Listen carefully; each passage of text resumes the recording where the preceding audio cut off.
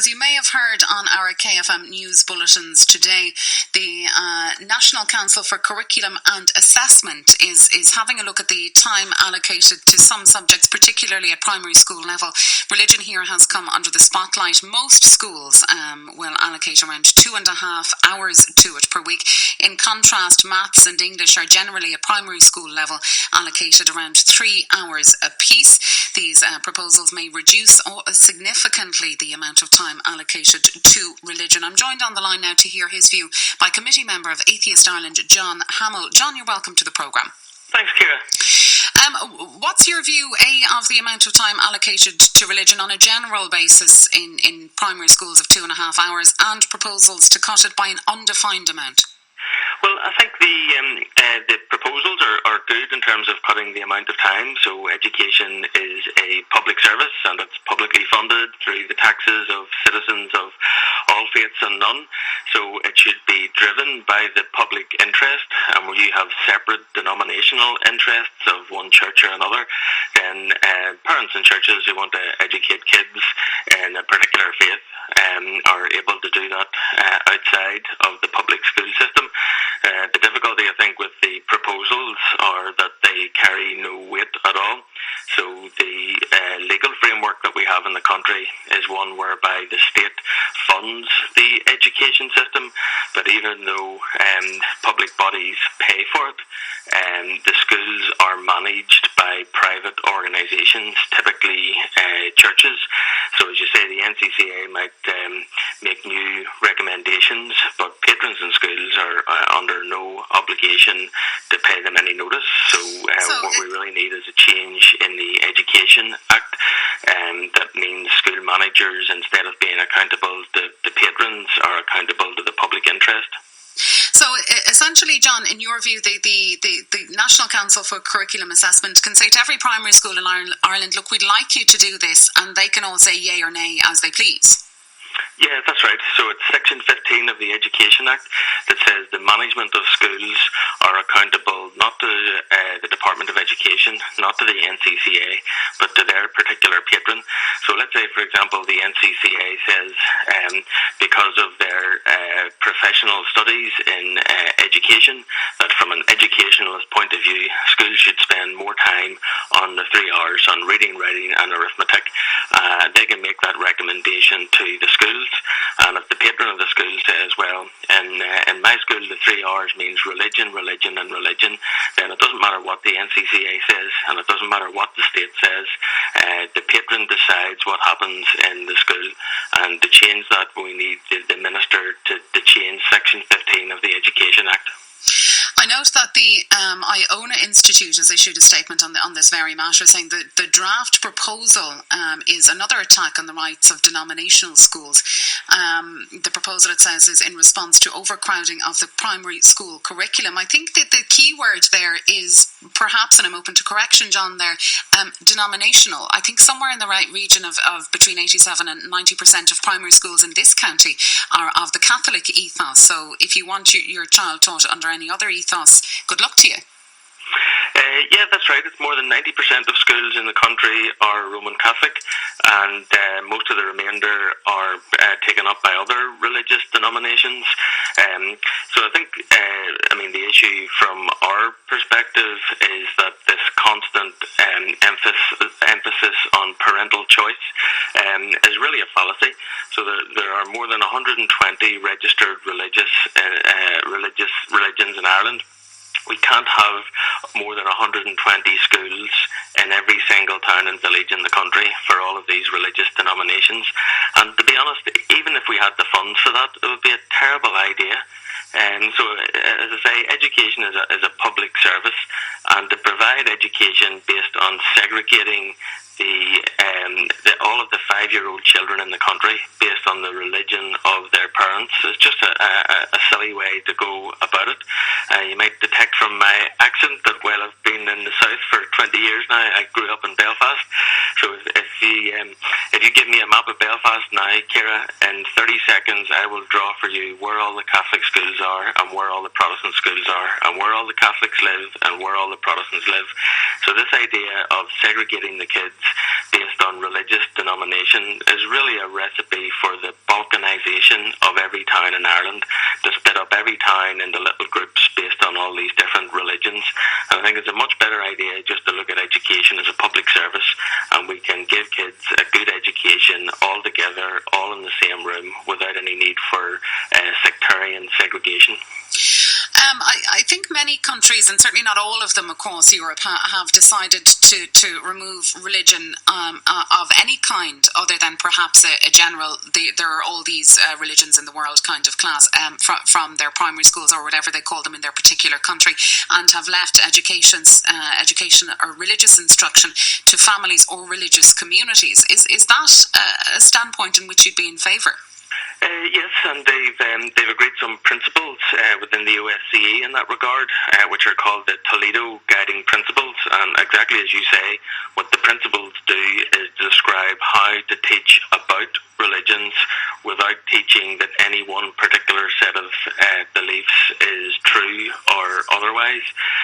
So, for example, it's very difficult to understand current affairs or European history if you don't know what the different religions are.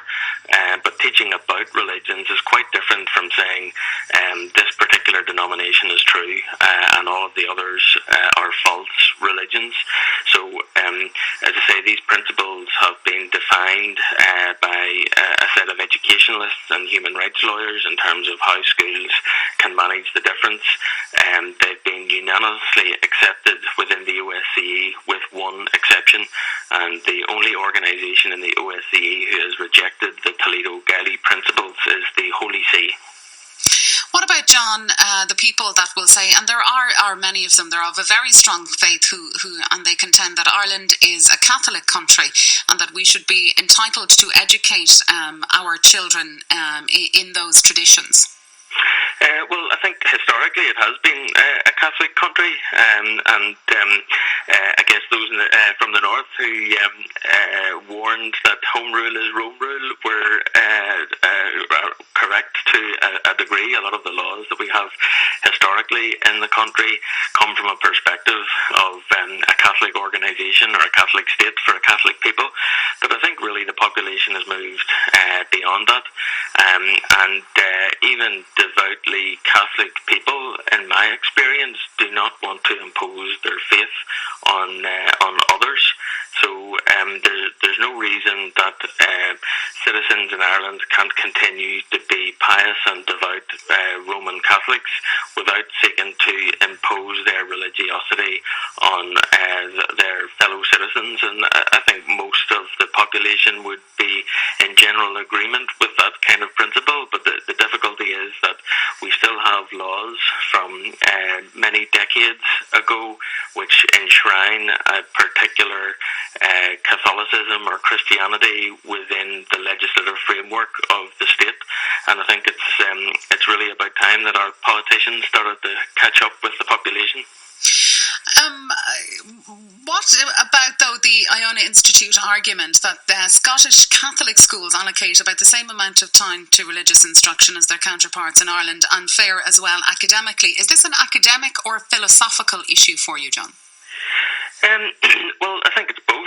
I think the argument that Iona has made to equate religious education with academic achievement really doesn't hold much water. I mean, I think you can cite examples whereby there's schools with religious education which achieve academically, but as I say, there's a difference between religious education as an academic study of the phenomenon of religion as compared to faith formation. So the idea that the universe was created by an invisible character called Yahweh, I don't think it's necessary to tell kids that they must believe that in order to achieve academically, and I don't think there's any evidence that that's the case. Although, were they instructed in a school with a religious ethos, that's not necessarily any barrier to their academic achievement? Well, it depends on what the ethos is. I heard David Quinn talking about this subject, and he made the point, I think quite rightly, that a lot of this depends on the particular school. So some of the schools are essentially Catholic in name, whereas they have quite a liberal ethos, and other schools have a quite conservative interpretation of their Catholic ethos. So you could argue that in some instances a Catholic ethos doesn't get in the way of educational attainment, but against that, if you have a school that is sacrificing the education of the kids with respect to maths and English to instead spend time studying the catechism, I don't think that's conducive to academic attainment. In some, though, John, I note that you noted that it's only a recommendation. Whatever the National Council for Curriculum Assessment decides will only be a recommendation. And on that basis, is this a pointless endeavour? Well, yes, I think to a large extent it is. I mean, we have the same issue with the new curriculum that the NCCA is bringing out, that they call it education about religion and beliefs for primary level. And we've been in correspondence with the CEO of the NCCA on this topic, and she has explained to us that the NCCA has absolutely no role in the rollout or the implementation of the curriculum in schools. So essentially the NCCA can publish lots of different curricula or lots of different recommendations in terms of how much time schools should spend on different topics. But if a school patron takes that material from the NCCA and decides to put it straight in the bin and do their own thing anyway, then there's nothing the NCCA can do about that.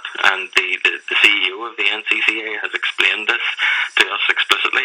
And this is, I think, the problem with the Education Act that describes our education as a public service that is paid for out of public funds, that is funded by state bodies, but is managed privately by denominational interests. And that's something that I think really has to change. But the NCCA can't change that. We really need to amend the Education Act. John Hamill, Committee Member of Atheist Ireland, thank you for joining us. Actually,